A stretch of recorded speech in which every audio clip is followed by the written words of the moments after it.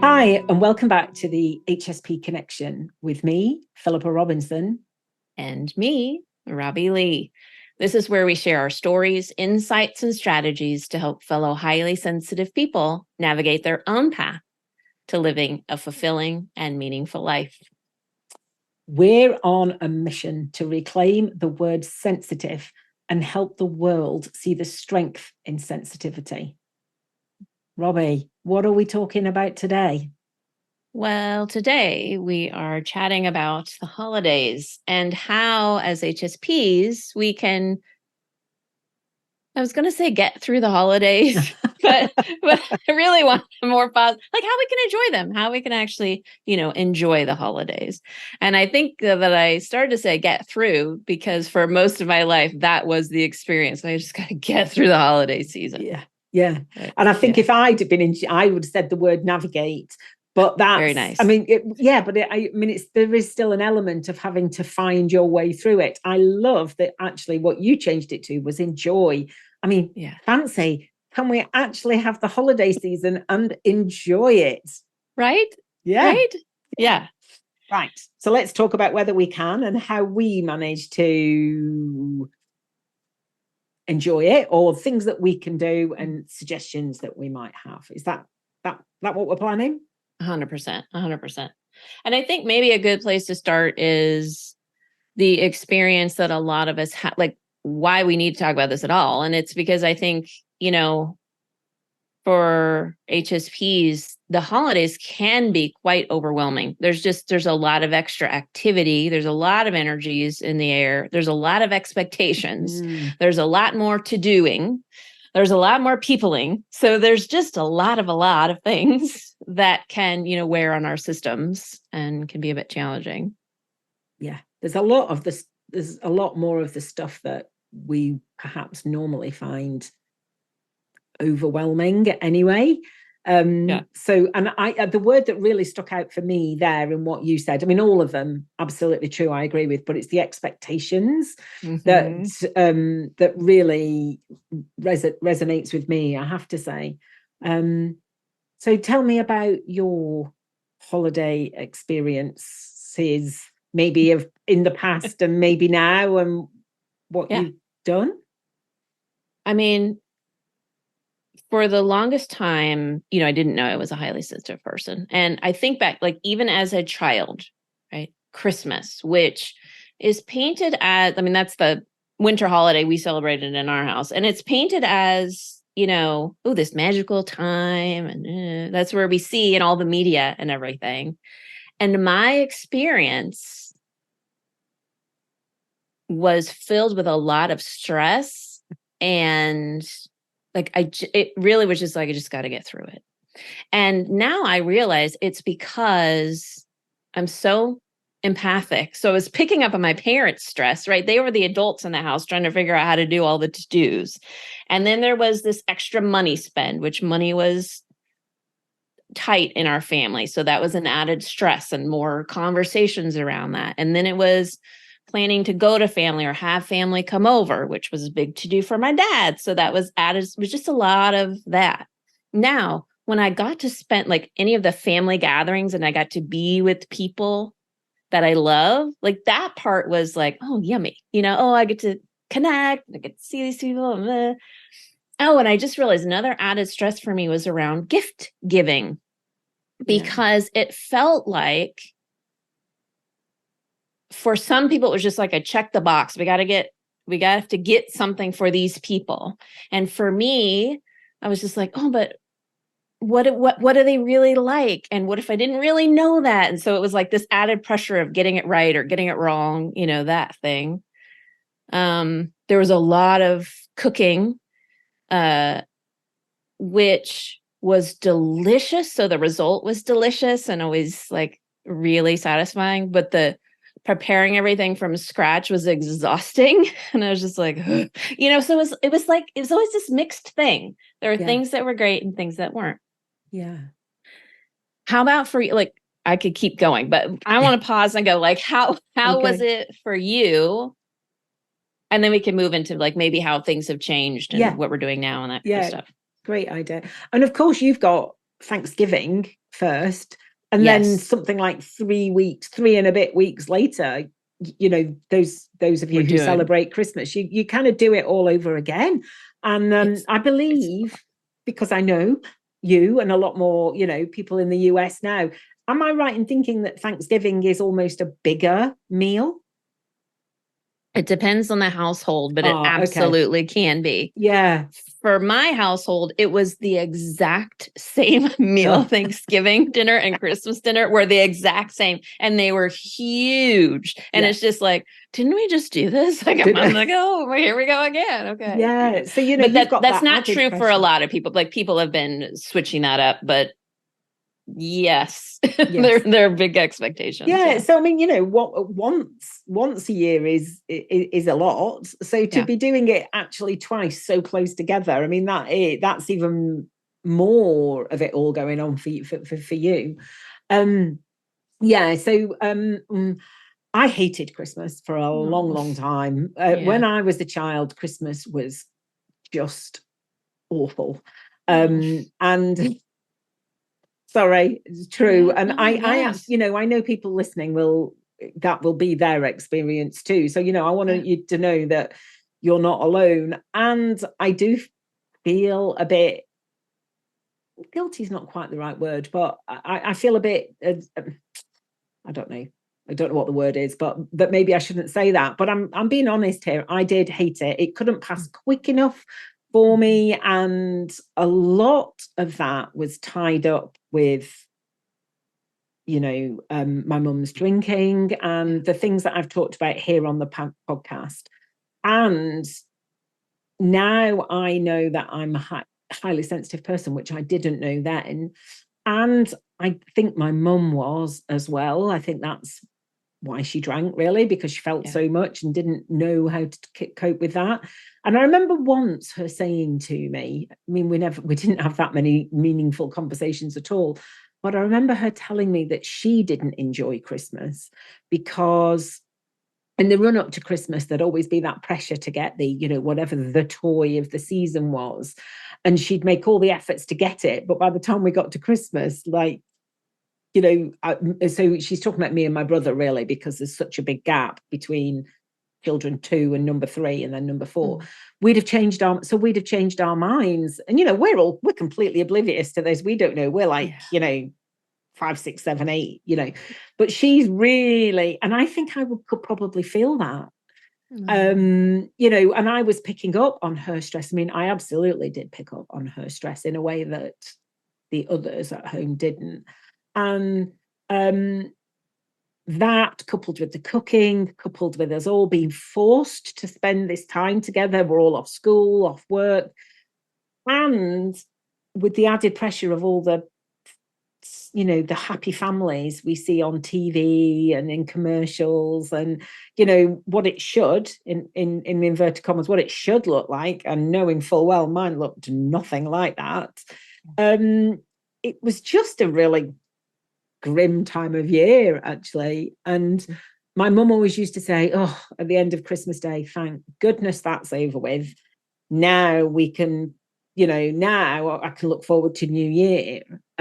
So New Year was always her preferred time. I think there was a lot of the get rid of the old year and let's start afresh, you know. So yeah, my memories of Christmas as a child, and as a, you know, and still when I was in my 20s, were very strained, feeling a lot, none of it great. And yeah, let's just get through this as quickly as we can. And things got better. I think I was 30. So, you know, I didn't meet my now husband until I was, I don't know, 33, 34, 35. Can't remember now. And I went home, because why wouldn't I? So I went back to my mum's every Christmas until I think it was the year I turned 30, or I just turned 30, and had there was an almighty row that went on at home, and something just took me over, and I went, I'm not doing this anymore. And it was Christmas Eve, and I went, I'm not doing this anymore, and I left. And I went back to my flat where I lived, which was about 30 miles away, fully prepared to spend Christmas by myself, because actually that was preferable to doing the same old again. And in the end, I went to my friends, had a wonderful time, but that's where things started to change for me. So I suppose when I decided I don't want this anymore, I didn't have autonomy. And my mum was such a big character that I didn't feel able at that time to get what I needed within that family unit. But what I decided was to take myself out of it. And, that felt like taking my power back as much as I could in that moment. So, sorry, that was quite a long explanation of my previous Christmases. I think a lot of people can relate to what you're saying. And I love that you reached a point where you're like, I don't have to do this anymore, and I'm not doing it anymore. And, you just started taking care of you, is what it sounded like. Yeah, I did. And it did still stay with me, I think, just before we change onto what we do now differently. Yeah. I mean, when I got married and had children, then I was very much like, we're going to have the Christmases that I never had. And I then put a huge amount of pressure on Christmas. Yeah. And so common, I think. That's what we do. Yeah. And, I then wanted to give my children, the picture postcard Christmases. And it did take a while for, and actually not long after we were married, I think we had one Christmas together before we then had a very small child. So we hadn't established our own Christmases, my husband and I, before we then had to have family Christmases. And it took quite a while for me to realize what was going on, that I was trying too hard, basically. And once I realized that and made some changes, things have got a whole lot better. Hey, very nice. Yeah. Yes. So that's been Christmas for me up until, I don't know, probably only about 6 or 7 years ago. For me, I noticed, like, every time fall happened, I would start getting a pit in my stomach. When a lot of people are celebrating fall, fall's our favorite holiday, and time of year, and it's my wife's favorite time of year, and I would always just get this pit in my stomach. And as I've gotten older and more aware of my high sensitivity, I'm like, I think it's like this impending doom. It's like, all this stuff is going to happen, And for me, when I moved out of the house, I moved quite a ways away, like quite several states away and I didn't have the funds to come back home for all the holidays. So it helped me to start just establishing, what do I want to do? Yeah. And at first, I didn't do a lot at all, because it was almost like a rejection of just like, I hate Christmas. I did have that experience, like, I don't want to do it. I don't want to do any of that. And when my wife and I got together, she came from a big Christmas household. Even to the point when I married in, like, still big things happening. And I was just like, oh shit. And we lived very close to her family at that point. It's like, oh boy. So it was kind of like weaving into some of that without, what do I want to say about that? What I tried to do was honor what they had as traditions and look for ways to enjoy it for myself. Yes. And as my wife and I got to know each other better, and I got to know myself better, and I would be able to say things like, I need some downtime, or I need some alone time. Because that's part of what happens for me around the holidays. There's just so much peopling. You got to do the work things, and you got to do the family. This family it's not everyone getting together at Christmas. It's, well, we're doing Christmas Eve over here, we're doing Christmas over there, and then a week later we're going over this people, and 2 weeks before we had the work thing. Like, it's a lot of things. So I started really listening to myself and go, okay, what do I want? And my wife and I started having a lot of conversations. And I remember one day going, what feels good for you around Christmas? Like, what brings you joy? Like, let's throw out the manual. And this is my advice for folks. It's like, throw out all the have tos, all the messages you've gotten, and really get quiet with yourself. And for me, it was also then having this conversation with my partner, be like, what brings us joy? What do you like? What do you look forward to? What do you want to do? And let's do that. So we can skip the other thing. Like, we don't have to fill it with so much that we can't enjoy anything, which has been my experience a lot. Just like, there's so much here. I know. Yeah. So we started looking at, and prioritizing. What are the things we really like? What is meaningful to us? Let's make those happen. And let's let other things fall off. And it's been an experiment, to be honest. Like, and some years it's been like, it wasn't as magical as I'd like. And then we'd be like, okay, well, what do we want to add back in? And other years it's been like, that was a lot. That was a little bit more than I expected. Okay, what do we want to take out? Like, it's an experiment, Of course it is. And I think it varies from year to year, doesn't it? How we feel and the people, other people that are around. And if we're highly sensitive, and if our partners aren't highly sensitive, then okay, what do we want to do together? And then what can they go and do on their, if they want to see other people, then what can they go to by themselves that we don't have to? Because actually, in order for us to be our best at those things that really matter and the things we really want to do, then we need to be not going to everything, and that is okay. Yes. I'm so glad you brought that up. It's funny because in the beginning, like when I was younger and in the beginning of my relationship, I thought I wanted to be involved in everything. Like that's what love was, and that's what partnership was. And it meant that she loved me because I was around all the time and included everything. And now it's like, I throw a party when she's like, I want to go do this. And I'm like, yeah, it's amazing. Not because I love her less, but it's because I know myself more. Yes. And so then she gets to go enjoy the thing, but I don't have to go with her for her to be able to go enjoy it. I can enjoy some quiet, which helps me recharge so I could be more me for her when she's back. And then she's an extrovert. She's had this really exciting time for herself, and can bring that energy back. That can be just a win-win for our household, Yeah. And it's I think as the non-extrovert, whether you're an HSP, you're an introvert, whatever, or the less extrovert maybe, it's hard to be the one that's saying, actually, I don't want to do that. It is hard to be the one who feels like, because oh, don't be a party pooper, or don't spoil it, or I'm not going to go if you don't want to go, if you're not going to come.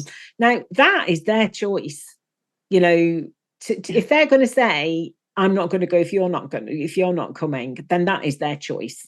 You get to choose whether you go, they get to choose whether they go without you. And, and I know I'm making it sound easy. We know it isn't. And I know it's not always that straightforward and not easy, but it will never be that easy unless you start somewhere. It's got to start somewhere. We've got to start trying these things somewhere. And maybe this is the year. Maybe this is the year to just do something different, even if it's something little. It doesn't have to be a big, no, I'm not going to any of these 5 events, but it could be something smaller. But, if any of you listening, you don't need permission from Robbie and I, but this is absolutely your encouragement and a permission slip if you feel it would make things easier for you to try it out, try something different this year. I love that. A permission slip. Like there's so give yourself a permission slip, to try it out. And just like other things that we've talked about, people are going to respond the way they respond, especially if you've done something a certain way for years. It can just be discombobulating for people if you're trying something new. And it's okay if it's discombobulating for people. Like for the people that you're not close to, that's okay. They can have that, whatever experience they want. For the people you feel safe in sharing what's going on, I encourage you to do that. Hey, I've just realized I just need some more downtime this time of year. I mean, that's one of the ways I language it, to be like, thank you so much for this invitation. I really cherish you as a friend. And what's true for me is I really need a lot of downtime this time of year. And I need to skip this time. Please invite me again if you want to say that, if it's true for me, I'll say, please invite me again. Just not able to come this time. I hope you have a magnificent time. I'll be sending you lots of warm thoughts. It's one way to navigate something like that, is just to say what you need, what's true for you, and allow people the chance to hear that, I love that. And in fact, I'm going to use it that way, because I don't take enough downtime at this time of year. And I am slowly realizing that I need to. And by this time of year, I mean the fall, the autumn. Gosh, Same. The autumn. Autumn. Autumn. It's a better word for it than fall. Yes, autumn. I'm beginning to realize I do need more downtime at this time, especially when the change of the clocks, the change of the season. And I am going to start saying that more. Things like, I do need more downtime at this time of year. People don't need to know why. I don't need to explain to them that I'm highly sensitive. I don't need to explain to them why. I can just say, I need more downtime and I'm really sorry. That means I'm not going to be able to come. But like you say, if I want to say it, I can say, but please invite me next time. Yeah. Exactly. Yeah. I love it. I love that. Love it. And, as you were talking, I had a little bit of an aha, because it's like, when you were talking about the change of seasons and the time change, and I thought to myself, and we get less sunlight during the day, just like, I'm sure. So there is something that's smarter people will know the answer to this, but something that is like chemically going on for our bodies that's signaling like, we don't need to be as active. Like I've joked for years. I'm like a bear. Like I just want to hibernate all winter. And I have felt that way since a kid. And I think there is something actually connected to me that is saying, the shorter days mean more resting time. Yeah. I think we've both talked on a previous podcast, haven't we, about both what like really identifying with being a bear and hibernating. And, if I could get in my bed and sleep through the winter, I don't hate winter, but if I could get into my bed and wake up in the spring, like fully rested, and, that would just be incredible. And, we were both, before we started recording, we were both saying we've been in a bit of a funk. I think we both, well, that was the word I used and you agree, for the last couple of weeks, and we hadn't known the other one was feeling like that. And also we did wonder whether that has got something to do with the time of year. So it is a real thing, and whatever the reason, just acknowledge the way that you're feeling, because it's important. Yes. And don't make yourself wrong for it. No. Which is, I think, what my knee-jerk reaction had been for years. It's just like, I feel this way. Like once it was first discovering how I actually felt about it. And then I did that, but then I would also be like, well, why? What's wrong with you? It was that kind of inner dialogue. Yeah. And so to do that next stage of acknowledging it and not making yourself wrong for it. Like, this is just, I really think that if more people would do that, it would create a holiday season that just felt better for people in general, honestly. Because I think a lot of us are operating under the have tos and the shoulds, and you want to look good and you don't want to be the one that doesn't do. But if we're all like, oh my God, wouldn't it be nice to just have a calmer holiday season? That'd be great. Yeah. Yeah. So, and that's kind of what's happened in our house, because when my kids were little, we used to go away to family. And for one reason, and we did that for quite a few years, and then for one reason or another, we didn't do that anymore. And then it just ended up being the four of us, me, my husband, and our two boys. And then I felt really guilty that I wasn't giving them this family Christmas. So there was all this being at somebody else's house the entire time, which was hard. Then there was just the four of us, and I was like, oh, this is not okay. This is not good enough. This is not, whatever. And when I actually got over all of that and was like, what can we just have a nice time, the four of us? Can we just have some downtime, some time together? And once I'd got my head around that was completely okay, and the more I told people that that's what we were doing, it was just the four of us, the more people would say, oh gosh, I wish that was what we could do. I was like, oh, maybe it's not that bad after all. And it's absolutely not that bad. In fact, it's wonderful, because we do get time to connect, and we don't have to have a turkey if we don't want a turkey. We get to eat whatever we want. And actually we do have two family friends who come now, but that's completely through choice. They want to come with us, we want them here. So, and it's different, but they stay just for 3 days and then they go, and we have a lovely time, but it's very low key. It's not, we don't go out, we only go out to walk the dog. We don't have masses and masses of presents. It's just really quite low key, but we all enjoy being together. We don't sit around playing board games and having a, jolly japes all the time with like party hats on. We're just like normal people having a normal time, that we're all off work. We've all got time. So let's spend it together and enjoy being together. And accepting that is good enough. And not only is it good enough, it's actually really wonderful, has transformed actual Christmas for me. It's beautiful. Like being able to get out of the expectation piece of it and really enjoy what was there. It's like, oh, well, actually, this is great. Like we all are liking this. Yeah. That's beautiful. It took me a while.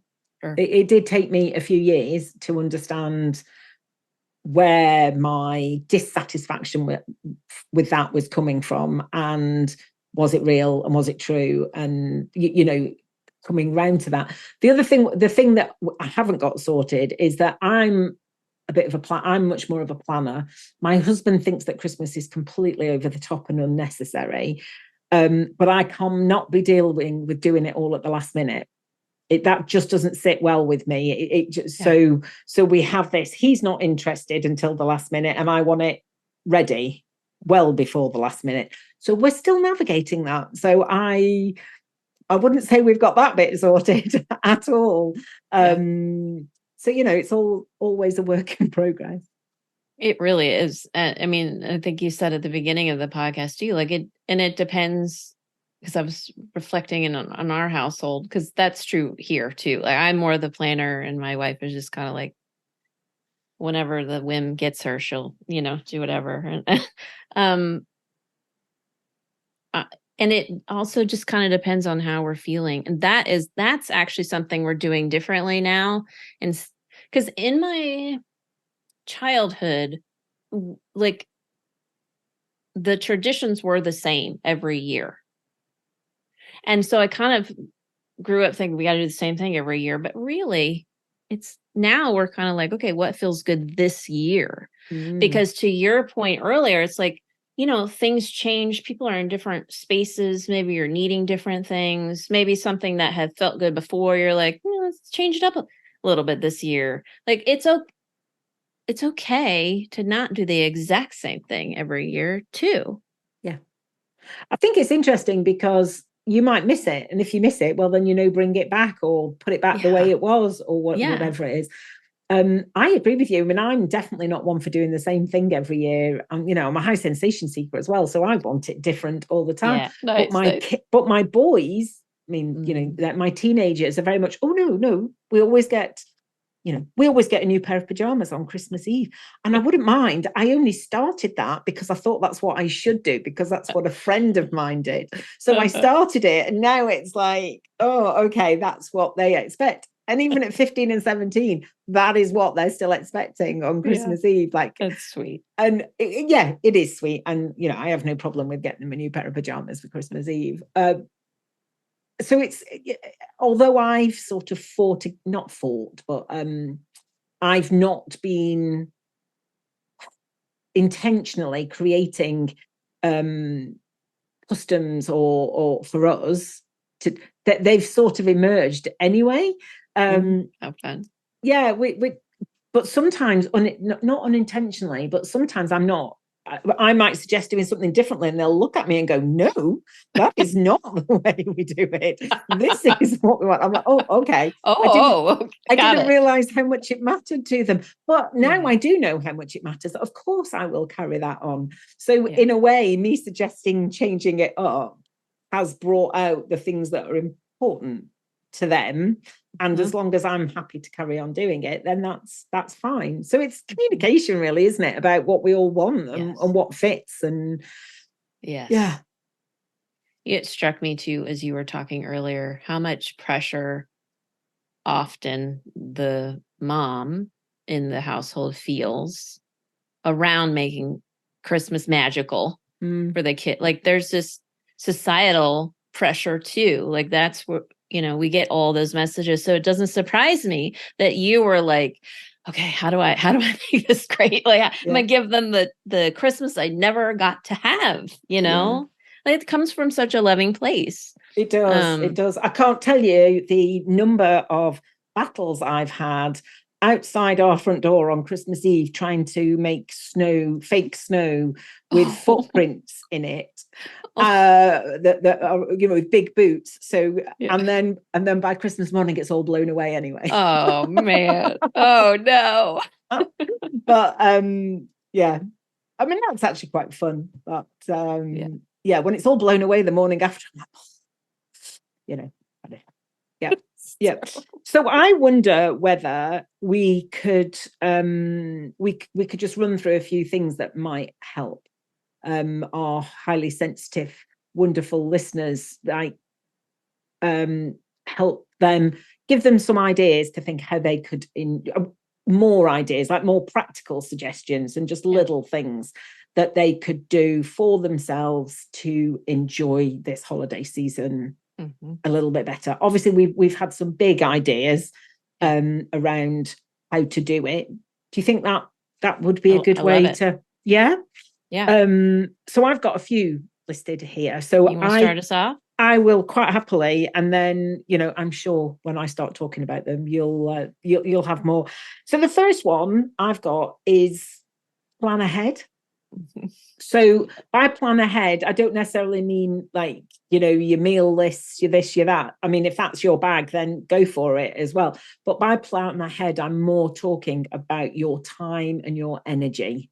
So, as you said, Robbie, who do you want to spend time with? What is it that you really want to do? What's going to work for you this year?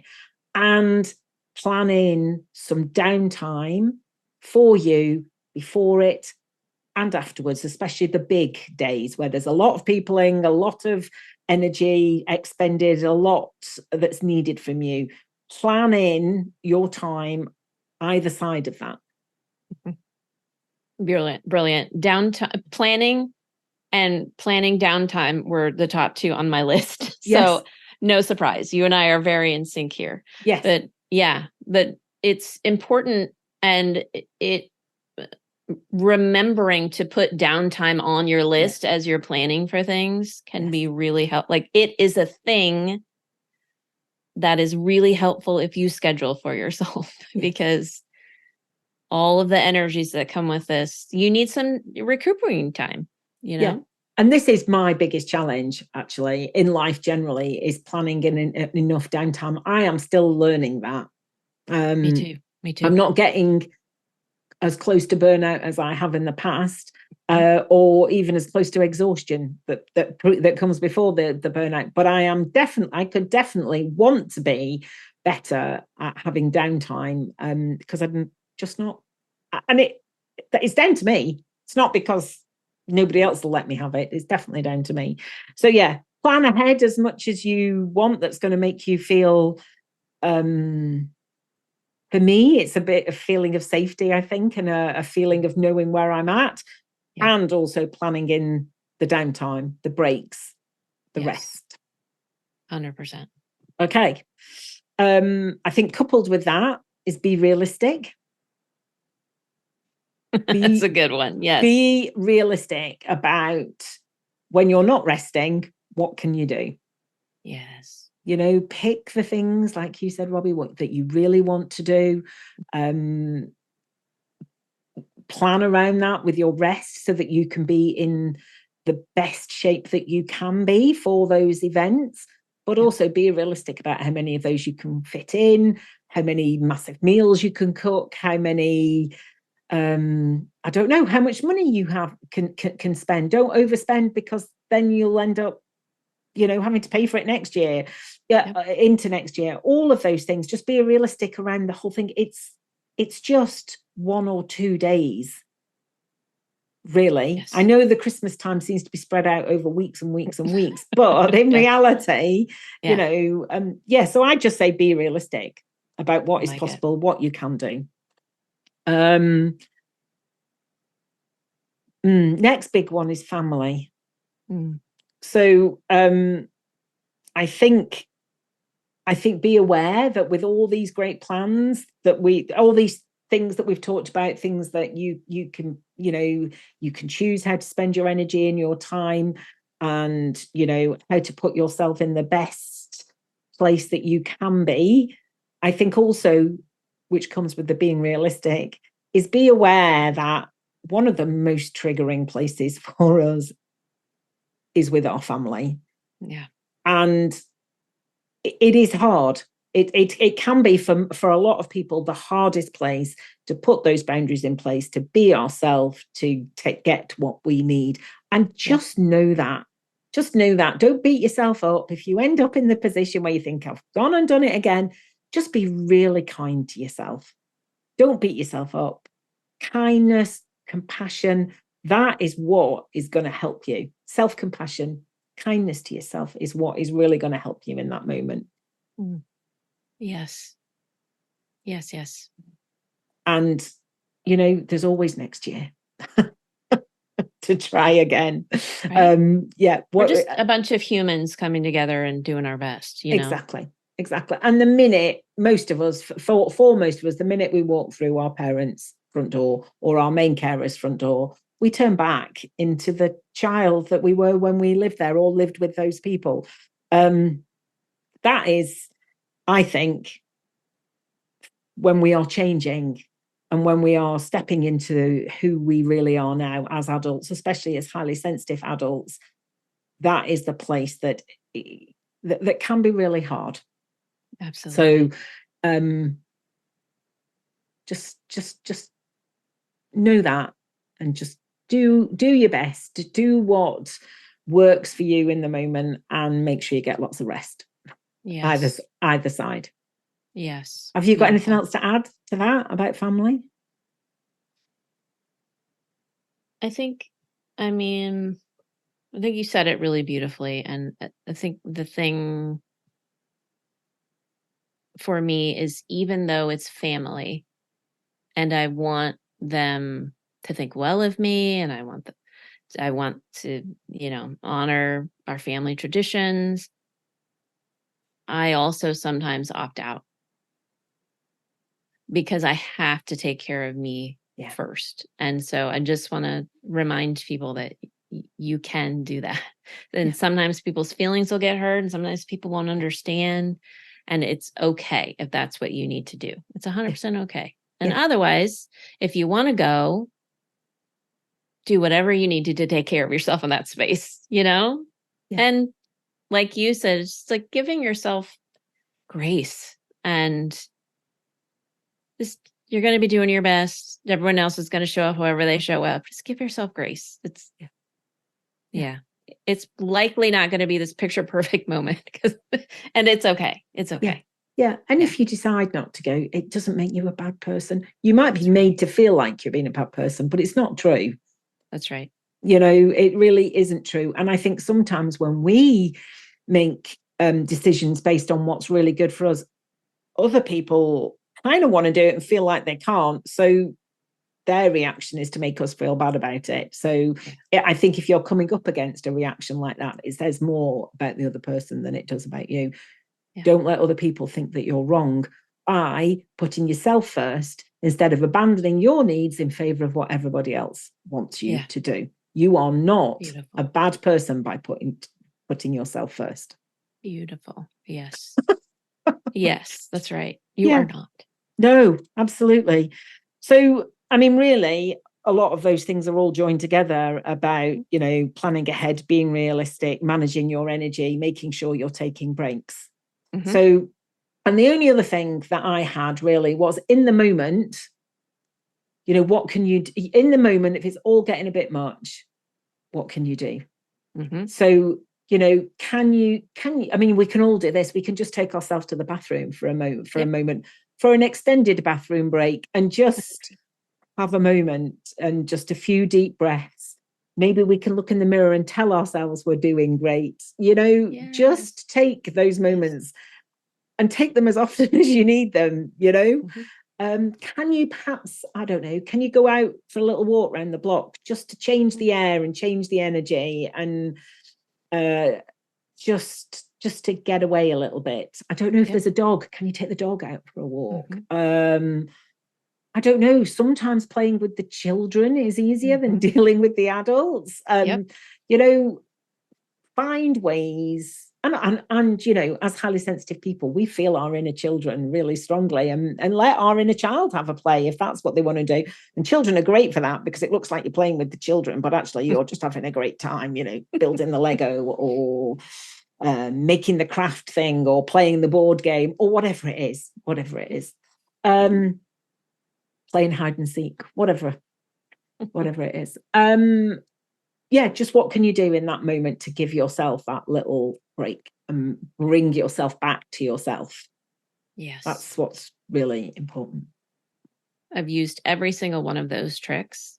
It's just funny. Like, as you were taking them, I'm like, I've thought about it and you said it. So like, yes, that's exactly right. 100%. I'll add one to that list, which is if there is a safe person with you there, someone that you really connect with, like take them on the walk with you, right? So you can just get out and go, okay, this is the crazy's happening in there. You see it too? I see it too. Okay, great. Like, we're okay though. We're safe. We're all right. Let's take a breather. Breaths, we're okay. Yeah.